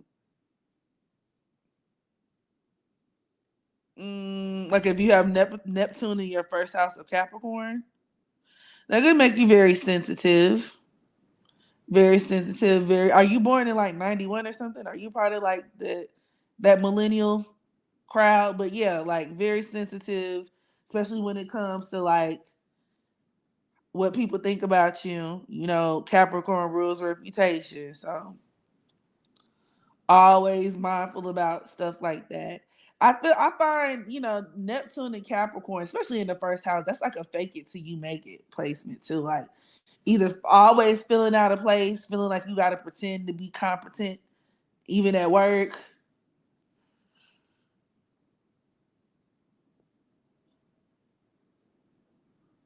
Girl, I'm high right now, confused. Tell me about it. What's the difference between Lilith and Black Moon Lilith? Because I see Beyonce have Leo North Node, but the other website I see Cancer North Node. So, my phone's about to die. Hold on, y'all. Give me 1 second, because I don't want us to get disconnected. Give me a second. Hold, please. Ooh. Let me charge this.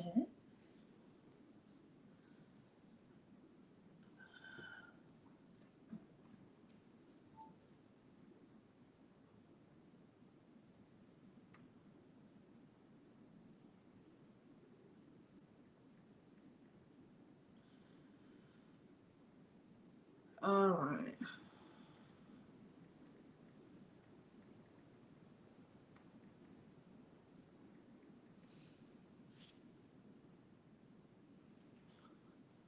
Okay, so boom, we're back in. We're back in the game. So Lilith and Black Moon Lilith, like they refer to two different points, like mathematical points, so to speak. In the same way that like the nodes, like they're not necessarily planets, but they're like mathematical points that point towards like the moon's degree, so to speak.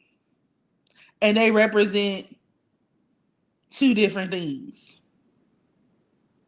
So one key difference would be like the asteroid, because so you have the asteroid Lilith, and then you have the mathematical black moon Lilith, or if that makes sense.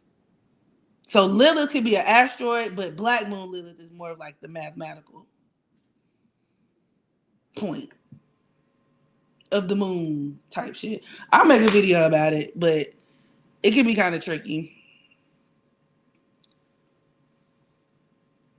And Beyonce has several different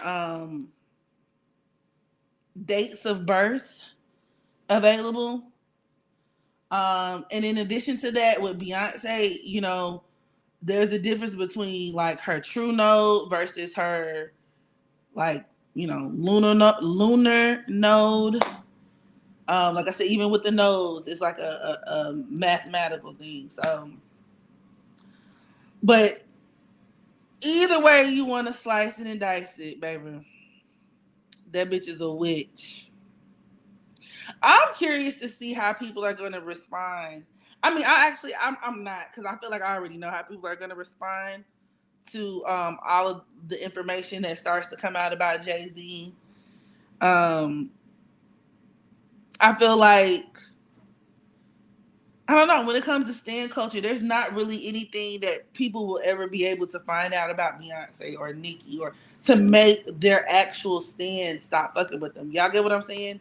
Like, you got the general public. Like, yeah, the general public are people who, you know, like are observing, might not fuck with them, but their fans, their stands, I don't see them going nowhere.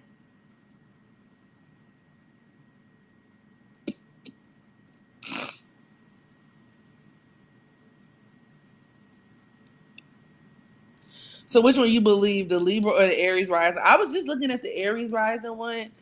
Let me pull that up. Oh, great. Now this shit about to die.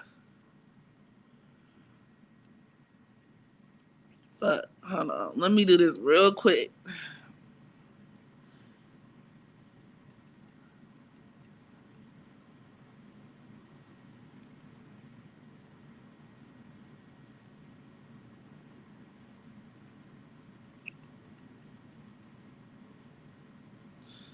Okay, I'm pulling up Beyonce's new chart.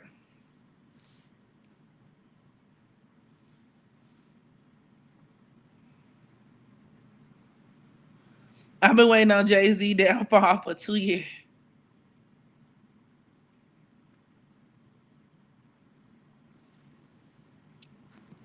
That cutting real deep.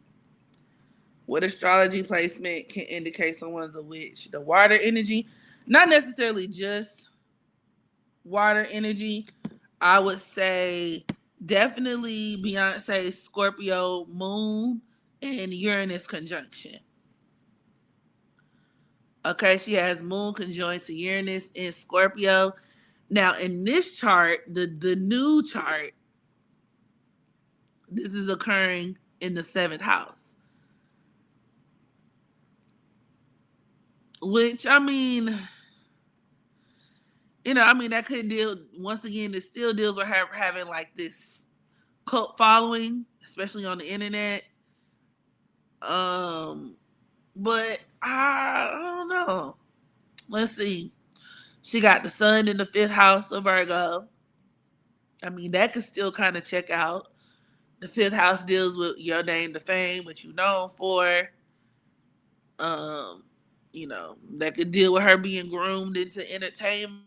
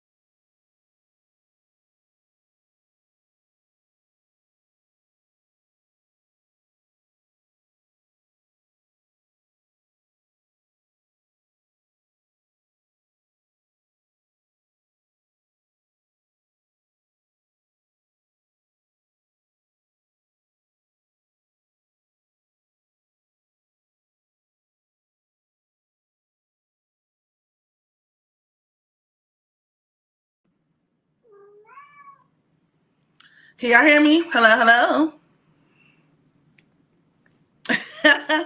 I'm back, y'all. My bad.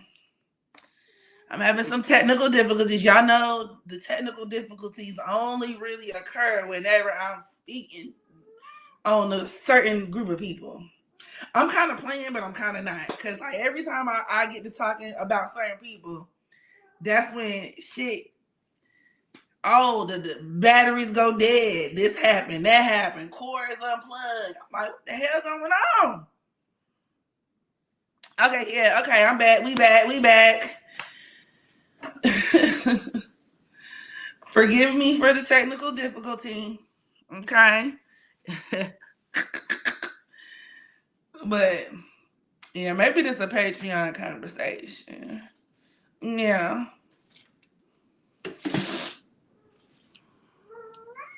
There's a Tasha K video that she recently did, witchcraft again. Yeah, B got to you. Amen. Is this an April Fool's joke? We just tapped into something on this time. And spirit confirming not too much on my way. Yucky. Stop. Stop. Y'all hear this cat here over here?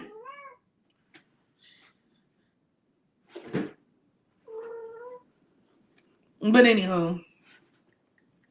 So, I forgot what I was damn talking about, y'all.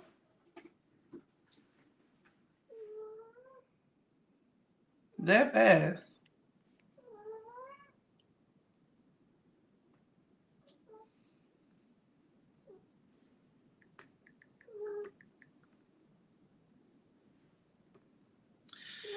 Better out that cat up. They say moths. Why sacrifice those? Hey, my brain can't compute that sentence either. I don't know. My mind ain't been computing certain shit tonight. I don't know what you just said, bro. I was asking what astrology placement indicate, which is yes, that's right.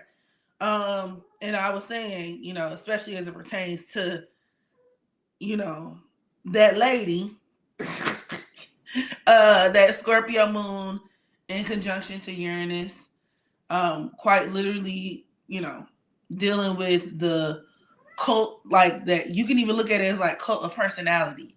The online stand culture. It's like an obsessed, kind of like cult following. All right, Uranus deals with the internet, so like that's the beehive right there. But that could also deal with, because Scorpio deals with witchcraft. So Scorpio is one of those placements you would look and see what's going on. You know what I'm saying? Like, where is that Scorpio energy in somebody's chart and what is it doing? The moon in Scorpio in conjunction to Uranus could be like somebody who alchemizes dark energy. Like I said, whether she's consciously, or because the moon could be subconsciously too. So whether she's consciously aware that she's doing these things and that she's,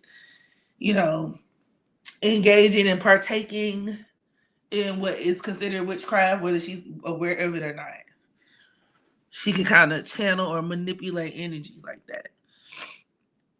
Scorpio even deals with like spell work.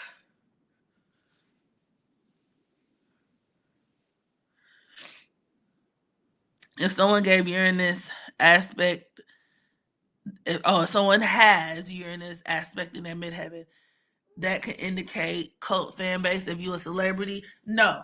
So the cult fan base is the combination of the moon in Scorpio conjoined to Uranus. Do you get what I'm saying? It's not the moon. But the moon, though, what are you talking about? What are you talking about, Shannon Barbie? Are you saying that I'm saying like my analysis is incorrect? Leave my baby alone. Y'all hear her? I think she in heat. I gotta get her fixed. So excuse my cat. But so you're saying that I don't know what I'm talking about? Is that what you're saying? So you let me know. What is it? You tell me then. You tell the class. Like, why would the moon create a cult fan base? I want you to listen to me, and I want you to listen well, okay? So, boom, we have the moon. The moon can deal with your public standing, especially if we're talking about in Beyonce's case, where according to this second natal chart, her moon would be in the seventh house. That's the public. That's your public standing, okay, to a certain degree. Scorpio deals with all things an obsessive energy, right? Moon and Scorpio conjoin the Uranus. This is almost like making a sandwich. There are different layers that you're adding together, different components. So the moon in Scorpio in conjunction to Uranus. Uranus deals with the collective. Uranus also deals with social media. Her public life on social media. The stand culture on social media. I can't break it down any further. So if you don't get that, I don't know what to tell you, baby. You can maybe make your own channel and then you can give your own analysis. I'm not saying you're wrong. I'm saying I'm confused. I'm high, girl. Oh, okay. I'm high too. So that was my best analysis. That's all I got. That's all I got. I can't make it no more simpler than that, baby.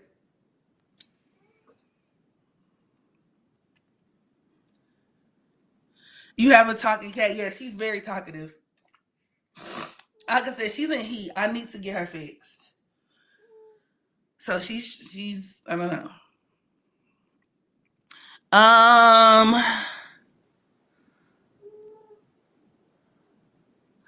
Uranus conjunction with the moon could read emotional dysregulation. It could. It definitely could.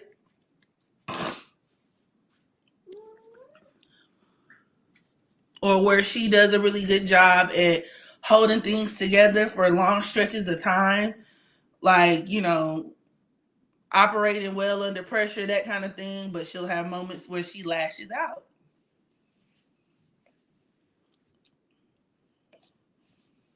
Or has like meltdowns and shit like that. I wouldn't be surprised. Especially if you're somebody who like knows her behind the scenes or whatever. Full moon, Leo tomorrow. I don't know how I feel about that. Any other placement aspect that can indicate a cult fan base. I don't know. I feel like the Barbs and Swifties are worse than the Beehive. Let's take a look at Nicki Minaj's chart, and we can point to the cult fan base energy in her chart as well. Okay. So give me a second. Mm-hmm. Give me a second, y'all. I'm trying to get this shit pulled up. And Nikki, another one. I think she was born at like 10 a.m. or something. Let me go back and get her birth information. Onika Tanya. You're not Onika Tanya. My cat said, like, bitch, you called me?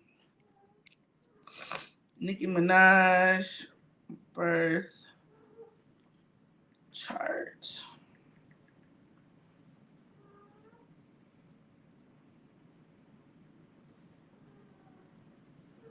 Okay, December 8th, 1982. Yeah, it was 10:20 a.m. So let's go with that.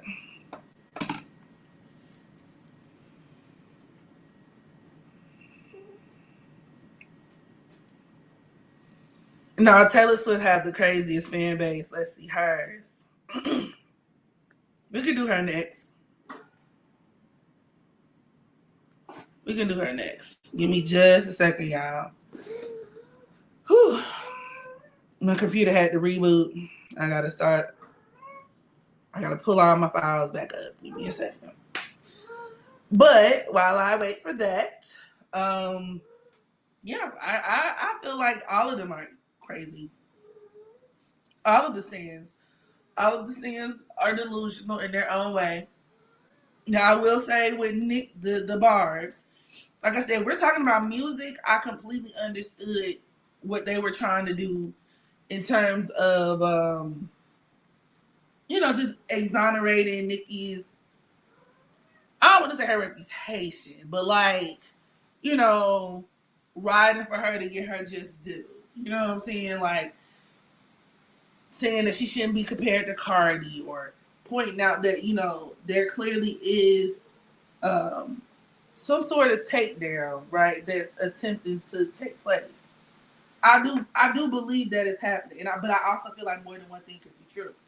I feel like Nikki is also she's intentionally leaning into the bad guy role, for whatever reason that,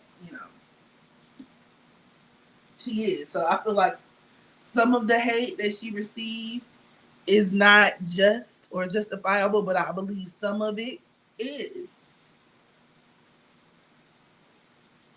My thing is, I just don't like how the people who go on and on about how terrible Nikki is will in the next breath turn around and praise Cardi. But I'm like, these hoes is low key two birds of the same feather. What are we talking about? Like, not career wise, not talent wise, but in terms of like scandal and like not being that good of a person. Like, hello. But who am I? Okay, so Nikki, December. Let's see, what is this?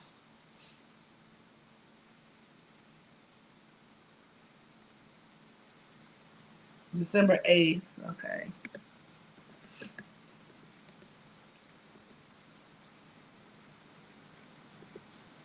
10:20 a.m.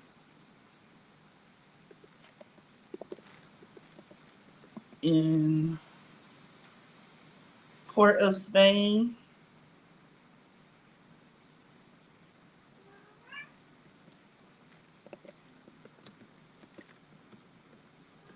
Trinidad.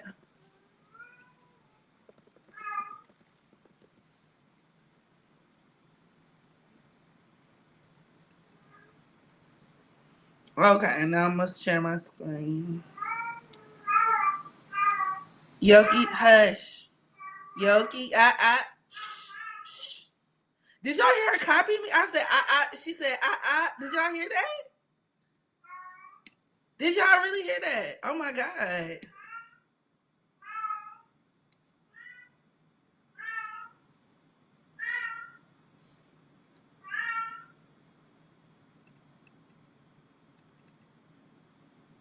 Okay. So, let me know if y'all can see her chart.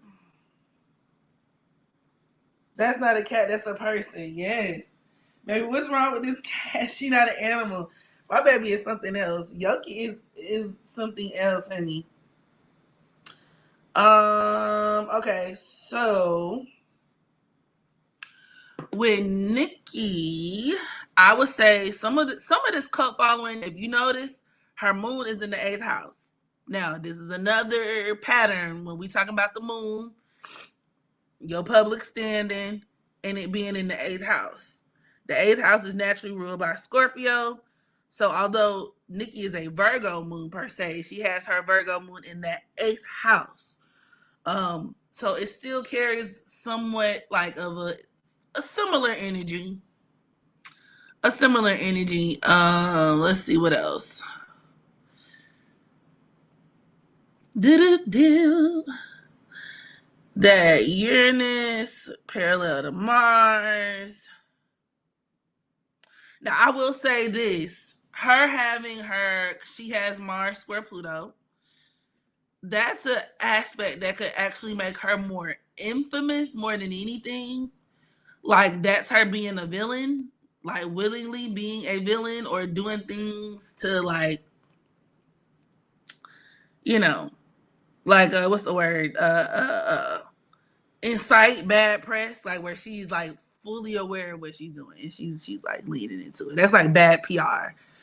You know, her moves are like, you know, she's making moves or doing things that are intentionally like she knows this could be bad PR for her, but she's still getting something out of it. Um, let's see. Cult following. She has Cancer on the North Node, fifth house, that moon, eighth house. So I would even say too, a lot of that parasocial relationship with her fans could also be like them feeling like they her family or some shit. Like I feel like she could kind of lean into that because maybe she's somebody in her real life who's not really close to her family. So in her mind, she's like, my fans, you know, my minions are like the closest thing to family that I do have. I do keep eyeing this Uranus in the 10th house of Sag, just because, like I said, Uranus does deal with the internet. And she is an Aquarius ascendant. So that can point to a lot of online activity, but I'm trying to see how that ties into her cult following per se. Let's see. She has that moon squaring Venus, moon trining Mars, moon sextile Jupiter, Saturn in Scorpio conjoined to Pluto.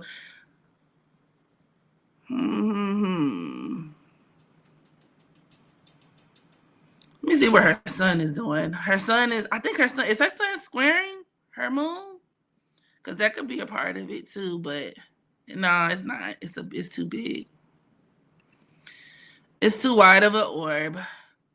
I'm thinking the moon might play a large role in a lot of these. Now I'm gonna pull up Taylor Swift just to see what I find in hers to see if I can find any similarities.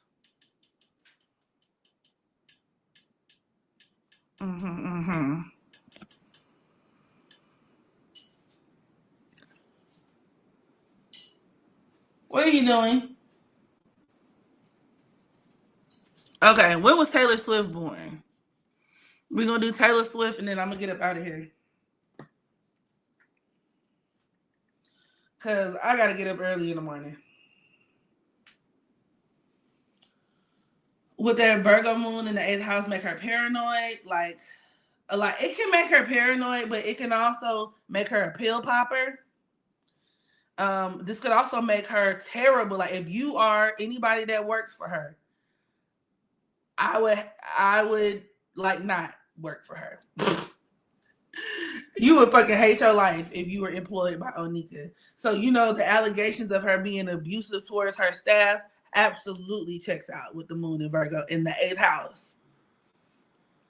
Any secretaries, assistants, bodyguards, I can totally see her showing her ass. That said, she threw a shoe at a bodyguard. That's her Mercury in Neptune conjunction in that 11th house of Sag. That's her throwing the shoe at the security guard. Her getting angry. So it's like, you know, where she might nitpick every little thing they do. If you make one false move, it's over with. Or where there could be issues with her paying them, or where she can find that maybe she has a hard time finding good help, maybe. Because she does have her moon squaring Neptune. So maybe in her opinion, she would be like, you know, I only get lazy people working for me, people who don't really, you know, people who are neglectful, they're not really doing their job properly, da. But like I said, with her moon squaring Venus too, I also get where she give me the type where the money, she might write a check that ain't no good. I'm not saying she has, but you know, it kind of gives me those vibes where like when it's time to get paid, it's a problem over the pay. Like, I don't know. I just wouldn't want to work for her. They say Nikki threw a shoe at the bodyguard, and then when he reacted, that Kenneth Petty hit him in his shit. That's what they said. That's what they said. That's what I heard.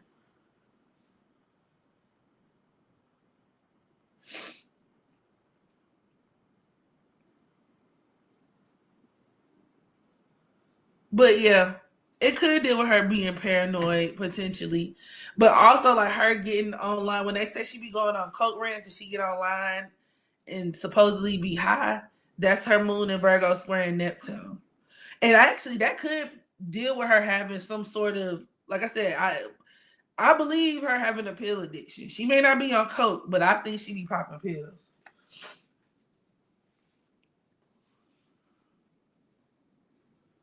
So there's that.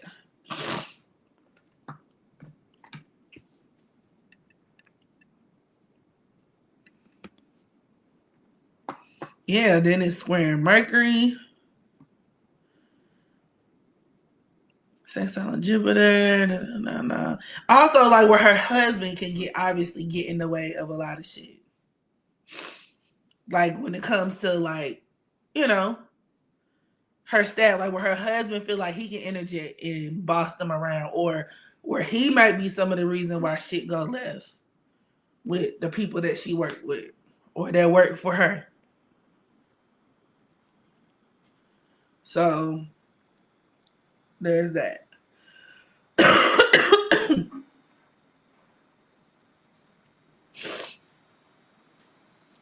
Oh my goodness, I need to take some medicine.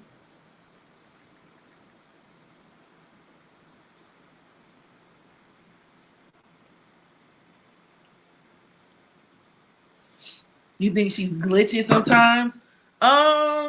What do you mean by glitching? Like just being weird? That could be an Aquarius rising thing, definitely.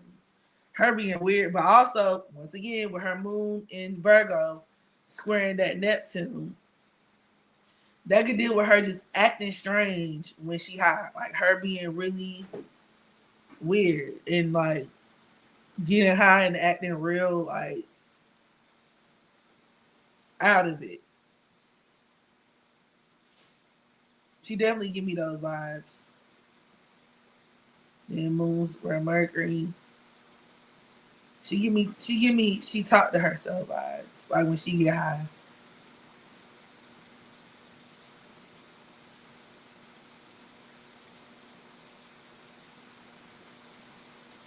And I don't know, she does have Chiron and Taurus. She could have money problems, y'all.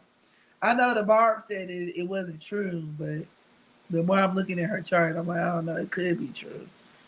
Yeah, her Chiron and Taurus forming a quincunxus Venus in Sag. Like, that's her being in a tight, like a bind when it comes to money, having to figure some shit out, especially when it comes to her home. That whole situation involving her home, where what they said it was like a lien put on her home, or y'all let me know.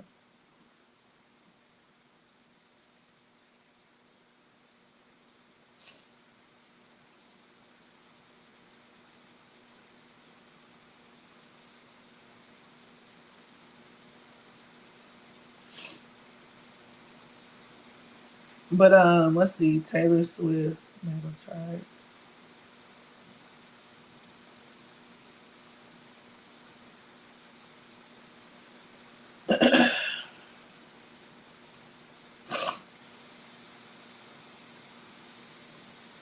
Yeah, I'm definitely tired. She's a Sag too. Taylor Swift has Scorpio on the midheaven.